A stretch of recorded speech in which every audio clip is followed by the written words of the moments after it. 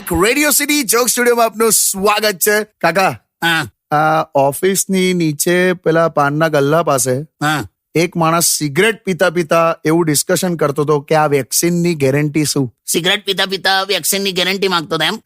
આ ના, એક તો આ દેશની આયરની છેલા બધી જગ્યાએ એવું છે. આપડી ત્યાં છે ને કોઈ પણ વસ્તુ સાફ કરવા માટે ગંદુ કપડું વપરાય છે.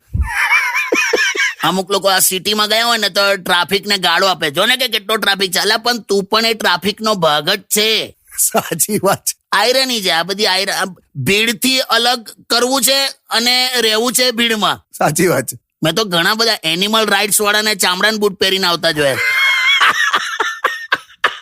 ખરેખર ચામડાના બૂટ પહેરીને ફરતો હોય, શું કરવાનું? એટલે હવે આયરની તો રે. અમારી ત્યાં એક પાયલોટ છે ને, એને હાઇટ નો ફોબિયા છે. બોલ શું શું કરવાનું? બોલ.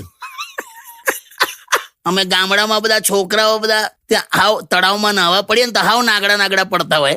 હા, એક પોલીસ વાળો આવ્યો ને તો કે એ તળાવની બહાર આય, કપડા પહેર, મારે તારી તલાશી લેવી. એટલે કપડા પહેર કે તલાશી લે? આ નેચરલી આવી આયરની આવે. બોલ શું કરવાનું?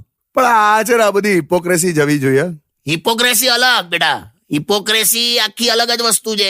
હા હા હા. હિપોક્રેસી એટલે કેવું કે હું રાધા કૃષ્ણના મંદિરે દર્શન કરવા જાઉં, પછી મારી દીકરી કોકને પ્રેમ કરે તો લાફો માર દઉં એમ. એટલે આવું બધું છે. ના, પણ આ બહુ ઇન્ટરેસ્ટિંગ ટોપિક છે. આના પર આપણે થોડુંક આગળ વાત કરીએ. કરીએ ગીત વગાડ. Stay tuned with Kishore Kaka only on Radio City 91.1. Only on x ભાઈ, ઇન્સ્ટાગ્રામ પર રેડિયો સિટી _ ગુજરાતી આને ફોલો કરો સાહેબ, મજા આવી જશે.